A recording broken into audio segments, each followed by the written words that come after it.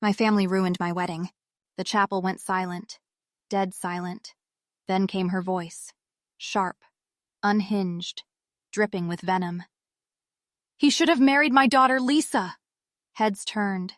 Gasps rippled through the pews. I stood frozen at the altar, bouquet trembling in my hands. It was my Aunt Marianne, my mother's sister, standing in the middle of the aisle, fists clenched, her face red and twisted with rage. Behind her, Lisa sat stiffly in her seat, face pale, lips pressed so tightly together they'd disappeared. I didn't know whether to cry or laugh. I'd been waiting for the storm to come. I just didn't expect it to arrive during my wedding vows. Growing up, Lisa was always the golden girl. Blonde, perfect skin, piano recitals, prom queen. Aunt Marianne paraded her like a trophy. And me? I was the quiet one. The bookworm. The background noise at family events. Then I met Daniel. He wasn't just handsome. He was kind, smart, patient.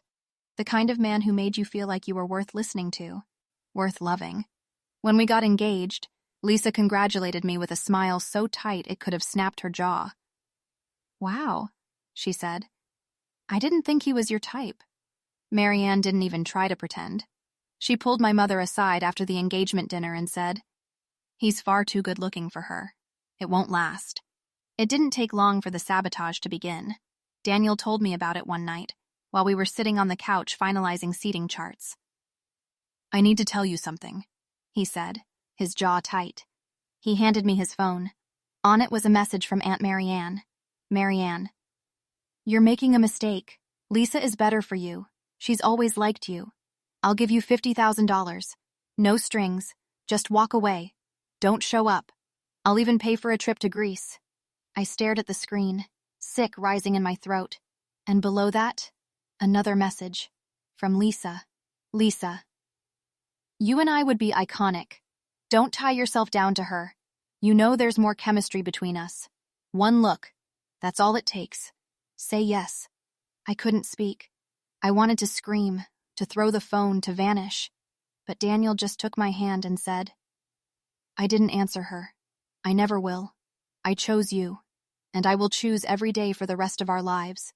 We thought exposing them would be cruel. We thought ignoring it would be the high road. We were wrong. Because on the day of the wedding, Marianne couldn't hold it in anymore.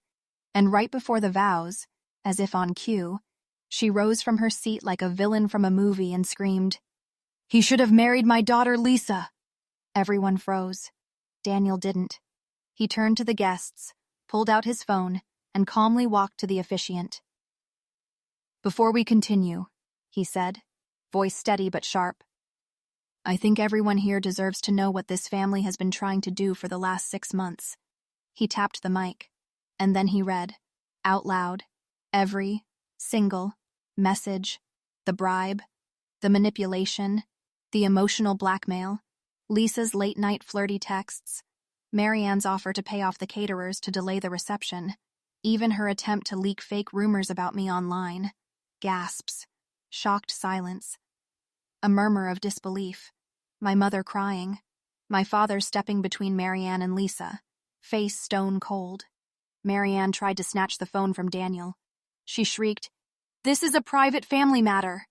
Daniel looked her dead in the eyes and said, "So was this wedding, and you tried to destroy it." When Marianne and Lisa stormed out of the chapel, a cold hush fell over the room like smoke after a fire. People didn't know what to do, whether to whisper, to apologize, to clap again, but I just stood there, frozen. My bouquet had slipped from my hands. My hands were shaking, not with fear, but with release. The weight I'd carried for years, the subtle comparisons, the whispered criticisms, the backhanded compliments, it had shattered, in front of everyone. Daniel stepped closer. His eyes didn't waver. "I knew what they were capable of," he said softly.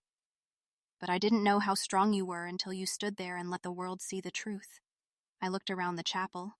Some guests were still stunned. Others watched us with awe, as if they'd just witnessed a battle and were unsure who had survived.